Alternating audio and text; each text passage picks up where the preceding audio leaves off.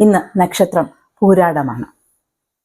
ഓണവിശേഷങ്ങൾ കേൾക്കാൻ കടുപ്പത്തിലൊരു കഥയിലെത്തുന്ന എല്ലാവർക്കും സ്നേഹത്തോടെ സ്വാഗതം. ആഘോഷങ്ങൾക്ക് അതിരില്ലാത്ത ചിങ്ങമാസം. ഓണപ്പുലരി പിറക്കാൻ കാത്തിരിക്കുന്ന ഒരു ജനത. ഓണക്കാലത്തെ കേരളക്കരയെ അങ്ങനെ വിശേഷിപ്പിച്ചാലും തെറ്റില്ല. കർക്കിടകം മാറി ചിങ്ങമെത്തുന്നതോടെ കാലാവസ്ഥ ആകെ മാറുന്നു. മോശം കാലാവസ്ഥയൊക്കെ മാറി തികച്ചും വ്യത്യസ്തമായ അന്തരീക്ഷവും തെളിഞ്ഞ ആകാശവുമാകുന്നു. പക്ഷെ കാലാവസ്ഥയുടെ കാര്യം ഇപ്പോൾ നമുക്ക് അത്രയ്ക്ക് അങ്ങോട്ട് ഉറപ്പിച്ച് പറയാൻ പറ്റില്ല. എപ്പോൾ വേണമെങ്കിലും മഴ പെയ്യാം, എപ്പോൾ വേണമെങ്കിലും വെയിലും തെളിയാം. ഓണവുമായി ബന്ധപ്പെട്ട് കർക്കിടക മാസത്തിൽ കലിയന് വയ്ക്കുക എന്ന ഒരു പഴയ ആചാരമുണ്ടായിരുന്നു. കള്ളക്കർക്കിടകത്തിന്റെ അധിപനായ കലിയനെ പ്രീതിപ്പെടുത്താനുള്ള ഒരു പഴയ രീതിയായിരുന്നു അത്. ചിങ്ങത്തെ വരവേൽക്കാനായി കർക്കിടകത്തിൽ വീട് ശുദ്ധമാക്കി പാഴ്വസ്തുക്കളെല്ലാം കീറിത്തുടങ്ങിയ പായ, മുറം, പൊട്ടാറായ കൽച്ചട്ടി എന്നിവയൊക്കെ എടുത്തു മാറ്റി ഉപയോഗിക്കാനായി പുതിയവ അമ്മ എടുത്തു വെക്കുന്നത് കുട്ടിക്കാലത്തെ ഓർമ്മകളിലുണ്ട്. പിന്നീട് അങ്ങനെ എടുത്തു കളയാവുന്ന ഗൃഹോപകരണങ്ങളിൽ നിന്ന് കാലം മുന്നോട്ട് നീങ്ങിയപ്പോൾ ആ ഒരു ആചാരം സാവകാശം ഇല്ലാതായി എന്ന് തന്നെ പറയാം.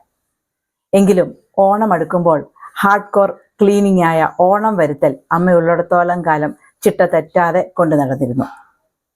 പഞ്ഞം കളയുക അല്ലെങ്കിൽ ചേട്ടയെ ഓടിക്കുക എന്ന ചടങ്ങ് കൃത്യമായി നോക്കുന്ന വീടകങ്ങൾ ഇന്നും കേരളത്തിലുണ്ട്. പാരമ്പര്യത്തെ മുറുകെ പിടിക്കുന്നതിൽ ചിലതിനൊക്കെ അതിൻ്റെതായ സ്വാഭാവികതയും സൗന്ദര്യവുമുണ്ട് എന്നത് സമ്മതിക്കാതെ വയ്യ. മധുര ഉൾപ്പെട്ട തമിഴ്നാട്ടിൽ ഓണം ആഘോഷിച്ചിരുന്നതായി സംഘകാല രചനകളിൽ പറയുന്നുണ്ട്. തിരുമാളുടെ ജന്മദിനം എന്നായിട്ടാണ് തമിഴ്നാട്ടിൽ ഇത് ആഘോഷിക്കുന്നത്. തിരുമാൾ എന്നാൽ സാക്ഷാൽ മഹാവിഷ്ണു തന്നെ. ഓണക്കാലത്ത് തിരുവനന്തപുരത്തിന്റെ മാത്രം പ്രത്യേകതയാണ് ഓണവില്ല്.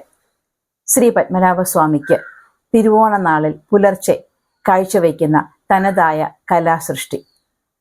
പുരാണ കഥകൾ ആലേഖനം ചെയ്ത് പള്ളിവില്ല് രൂപപ്പെടുത്തി ക്ഷേത്രത്തിൽ സമർപ്പിക്കാനുള്ള അവകാശം ക്ഷേത്രശില്പികളുടെ പാരമ്പര്യത്തിൽപ്പെട്ട ഒരു കുടുംബത്തിനാണ്. ശ്രീ പത്മനാഭസ്വാമി ക്ഷേത്രത്തോളം പഴക്കം ചെന്ന ഈ ആചാരം കേരളത്തിലെ ഏറ്റവും പഴക്കം ചെന്ന ക്ഷേത്ര ആചാരങ്ങളിൽ ഒന്നാണ്. ഓണവില്ലിന്റെ ഐതിഹ്യം മഹാബലിയുമായി ബന്ധപ്പെട്ടതാണ്.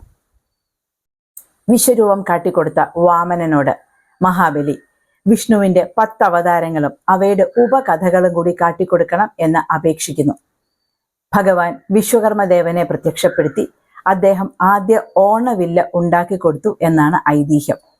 എല്ലാ വർഷവും എത്തുന്ന മഹാബലിക്ക് കാണാനായി കാലാകാലങ്ങളിൽ വിശ്വകർമ്മജരെ കൊണ്ട് അവതാര ചിത്രങ്ങൾ വരച്ച് കാണിച്ചു നൽകാം എന്ന വാഗ്ദാനമാണ് ഓണവില്ലിന്റെ ഐതിഹ്യം. പഞ്ചവർണ്ണങ്ങളിൽ മഹാവിഷ്ണുവിന്റെ സൗമ്യഭാവമുള്ള അവതാര കഥകൾ ചിത്രീകരിക്കുന്ന ഓണവില്ല് പത്മനാഭസ്വാമി ക്ഷേത്രത്തിന്റെ താഴികക്കുടം ഇരിക്കുന്ന വഞ്ചിയുടെ മാതൃകയിലാണ് ഉണ്ടാക്കുന്നത്.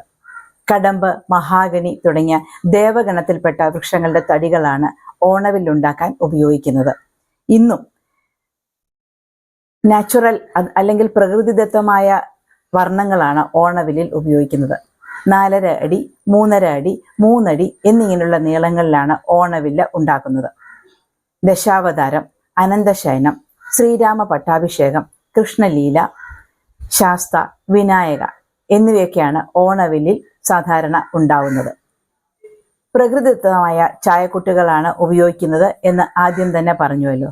ഇവയുടെ നിർമ്മാണവും മറ്റും അവകാശപ്പെട്ട കുടുംബാംഗങ്ങൾക്ക് മാത്രം അറിയാവുന്നതാണ്. ഓണ ദിവസം പുലർച്ചെ 5 മണിക്കാണ് ഓണവില്ല് പത്മനാഭസ്വാമിക്ക് സമർപ്പിക്കുന്നത്. 41 ദിവസത്തെ വ്രതനിഷ്ഠയോടെ ഉണ്ടാക്കി ഭഗവാന് സമർപ്പിക്കുന്ന ഓണവില്ല് വീടുകളിൽ സൂക്ഷിക്കുന്നത് ഐശ്വര്യമാണെന്ന് പറയുന്നു. മുൻകാലത്ത് ഓണവില്ല് എന്ന പേരിൽ ഒരു വാദ്യവും നിലവിലുണ്ടായിരുന്നു. തെങ്ങിൻ തടിയുടെ പാത്തി വളച്ചു കെട്ടി അതിൻ്റെ ഞാണിലാണ് ഇത് വായിച്ചിരുന്നത്. ചില പ്രദേശങ്ങളിൽ ഓണത്താർ ഓണവില്ലും പിടിച്ചാണ് ഓണനാളുകളിൽ വീടുകളിൽ കയറി ഇറങ്ങിയിരുന്നത്. ഇന്നിപ്പോൾ ഇത് നിലവിലില്ല എങ്കിലും അറിവിലേക്കായി പറയുന്നു എന്ന് മാത്രം. തെയ്യങ്ങളുടെ നാടായ ഉത്തര കേരളത്തിൽ ഓണത്തിന് മാത്രമുള്ള തെയ്യമാണ് ഓണത്തെയ്യം. മഹാബലി സങ്കല്പത്തിലുള്ള ഈ നാട്ടുദൈവത്തെ ഓണത്താർ എന്നും വിളിക്കാറുണ്ട്. ഉത്രാടം തിരുവോണം നാളുകളിൽ ചെറിയ ആൺകുട്ടികളാണ് ഓണത്താറായി വേഷം കെട്ടുന്നത്. ഓണത്തെയ്യത്തിലെ സംസാരിക്കാത്ത തെയ്യമാണ് ഓണപ്പൊട്ടൻ. ഇങ്ങനെ എന്തൊക്കെ ആചാരങ്ങൾ, പ്രത്യേകതകൾ! ഇന്നത്തെ ഓണാഘോഷങ്ങൾ മാറിയിട്ടുണ്ടെങ്കിലും മാറിയ കാലത്തിനനുസരിച്ച് നമ്മൾ കഴിയുന്നത്ര ഭംഗിയാക്കുന്നു. ഓണം മാത്രമല്ല, ഏതുത്സവവും കേമമാകുന്നത് അത് ആഘോഷിക്കുന്ന മനസ്സുകളിലാണ്.